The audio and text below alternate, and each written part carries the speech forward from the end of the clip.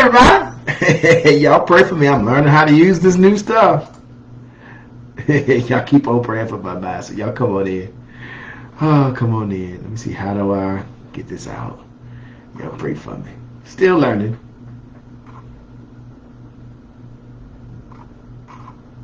Still learning. Still learning. Hey, y'all. I see y'all. I see y'all out there. I see y'all out there. Y'all come on in. Come on in. Still don't know how to invite people yet to this one. So yeah, y'all pray for me for getting used to this new one. Can I do it from here? Nope. All right, we're gonna figure this out real soon, but not today. So y'all come on in. I'll wait about 30 seconds for some more folks to jump on because I can't see who all I invited yet. So y'all pray for me. Yeah. Hey, Carl. It's good to see you, brother.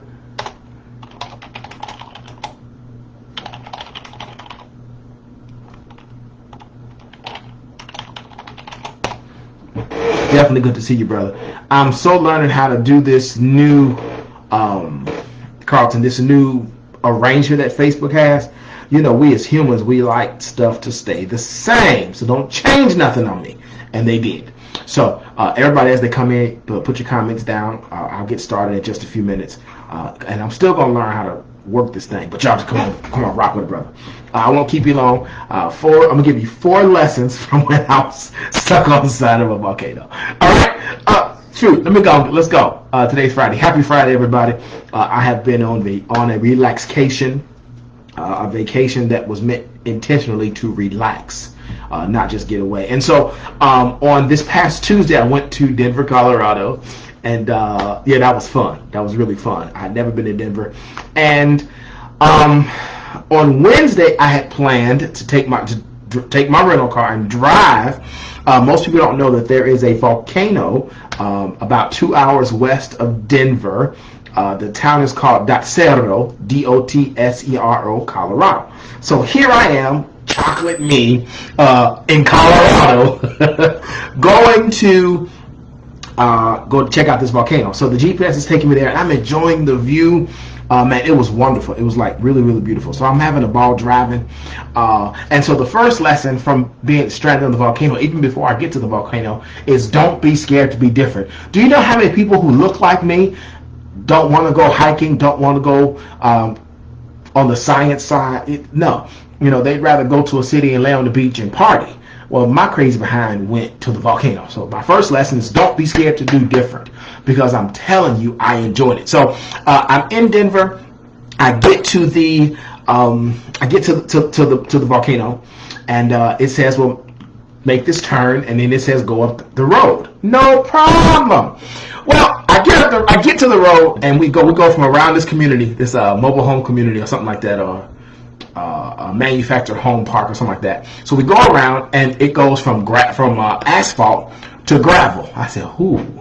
So I'm driving up the mountain, and I see the side start getting a little wobbly and stuff. I'm like, I don't really want to be here. So I kept going. And then the sign says, hey, heavy vehicles coming down may not be able to stop. I said, ooh, let me turn around. And it's in turning around that the trouble started. So I'm turning around, doing my 3-point turn, and I get stuck.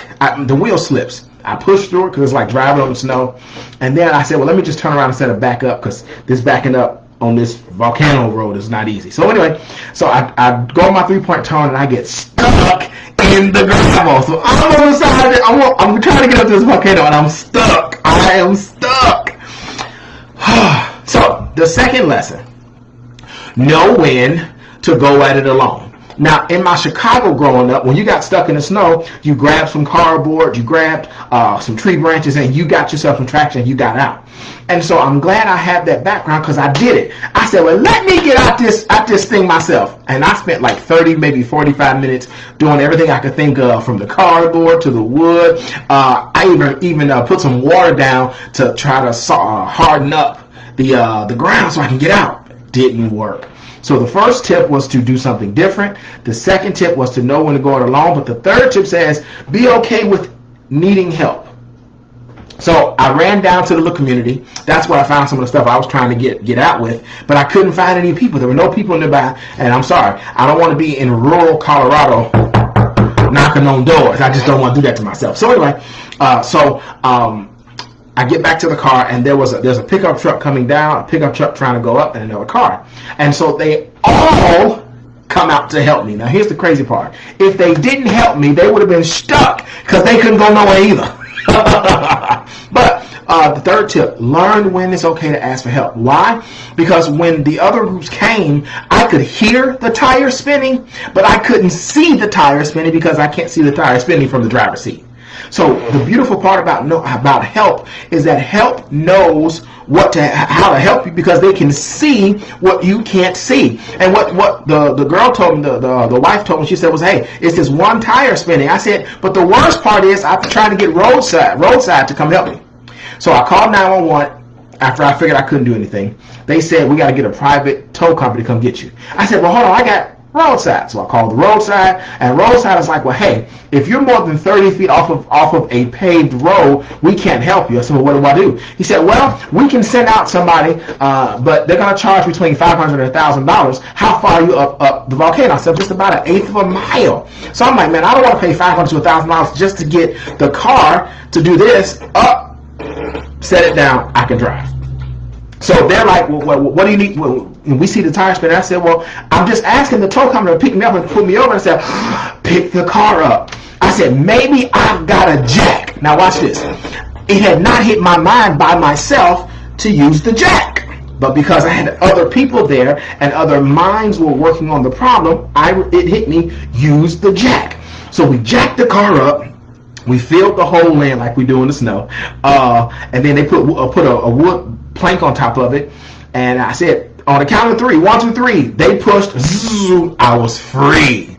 So the first lesson, do something different. Listen, please don't cheat yourself because everybody else is doing just this and you want to do what's beyond that. Go for it. It was the best experience of my life. Point 2, no one is when to go at it alone, because sometimes you want people to help you, but no, you can't. So in my trouble, there was nobody else to help me, so I did it myself. It just didn't work. So number 3, be okay with help because they can see what you can't see. That's the reason I coach, but that's also the reason I have coaches because they've been up the road already. They can see what I can't see. And the girl who was helping me with the tire, her brother had been there 1,000 times. She had been there a couple times, so it made it easier. Because number 4, make the most of the trip. Well, since I'm here, y'all got me unstuck. Can I go up the mountain with y'all? And I went up the mountain with them. I went up the volcano with them. Now, here's the crazy part. I am so grateful. Don't laugh when I say this, but I'm grateful that I got stuck. Because there was a guy with his whole family, and they were in this little bitty car. I was in a Dodge Charger. They were in this little bitty car, and there was no way they were going to make it up the mountain. There were times going up the mountain where the difference in ground was like this. So, the side was up here, the middle went down to here, and the other side was like this, and there was all these crazy configurations of the road. It was so bad that there were people who said hike the mountain, but that was a killer too, because there were places you couldn't even stand hardly because you had no traction to keep climbing right.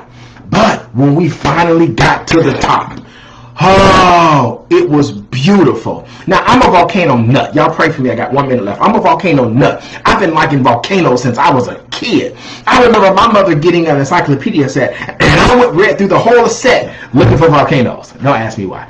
I remember National Geographic. Every issue, there was something with a volcano in it. It just is what it is. But I'm grateful that I was first.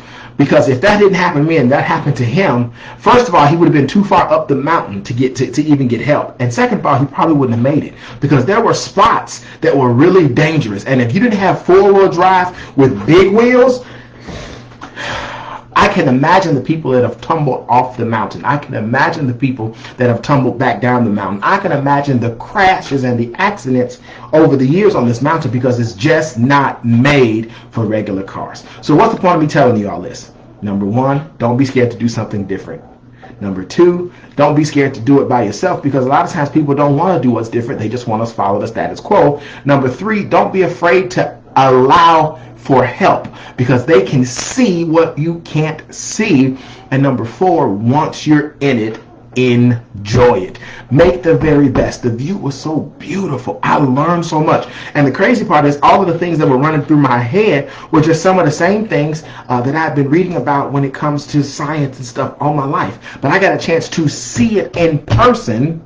instead of just reading in the book or just hear somebody talk about it. So listen, as we're ending the first half of 2020, do me a favor and take the lessons from my time being stranded on the volcano, because truth be told, I'm laughing now, but I was not laughing then, because I was in a rental, number one. Number two, I'm in Colorado. Number three, I'm far away from anybody I know.